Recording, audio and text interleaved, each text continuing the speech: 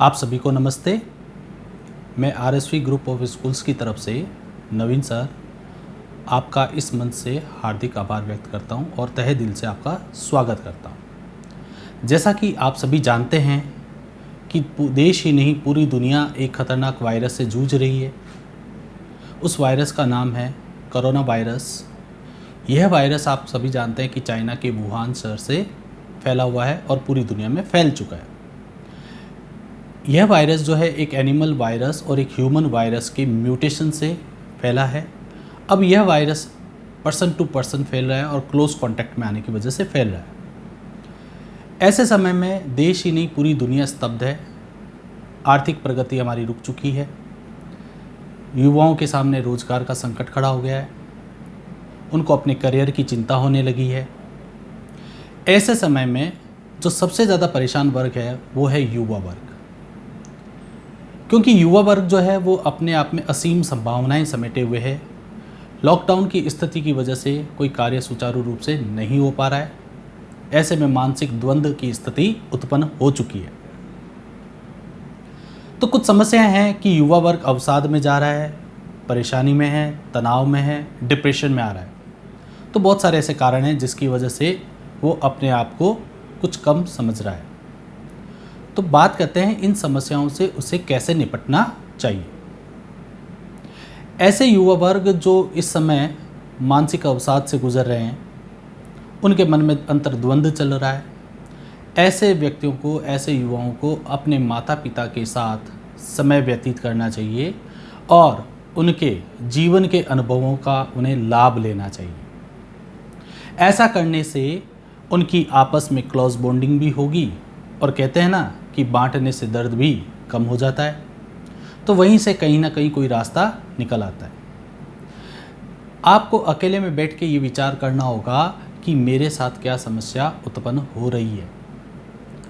लेकिन कहते हैं ना कि आप भागते हुए भोजन नहीं कर सकते, उसके लिए आपको कहीं पर विश्राम करके भोजन करने की आवश्यकता है, यानी कि स्थिर रहकर भोजन करने की आवश्यकता है। ठीक वैसे ही ऐसी कठिन परिस्थिति में आप उचित निर्णय नहीं ले सकते जब आपके मस्तिष्क में द्वंद्व चल रहा है और आप परेशानियों के इस दौर से गुजर रहे हैं। ऐसे समय में आपको क्या करना चाहिए? मेरे हिसाब से आपको अपनी दैनिक दिनचर्या में बदलाव करें। आप प्राणायाम और योगाभ्यास करें और एक संतुलित आहार अवश्य लें। कहते हैं ना कि स्वस्थ शरीर में स्वस्थ आत्मा का निवास होता है। ठीक वैसे ही जब आपका मन प्रसन्न रहेगा, मस्तिष्क स्थिर रहेगा, तभी आपके मस्तिष्क में अच्छे विचारों का जन्म होगा। कहते हैं कि जब भी संकट आता है तो वो साथ ही अपने साथ बहुत सारे अवसर भी लेके आता है। तो यही वो परिस्थिति है। अगर हम अपने पिछले इतिहास की बात करते हैं तो भी ऐसे बहुत सारे संकट इस दौर में आए हैं और अपने साथ असीम और संभावनाएं और अवसर भी लेके आए। तो ऐसे समय में आपका एक सही निर्णय ही आपको उन्नति के मार्ग पर ले जा सकता है।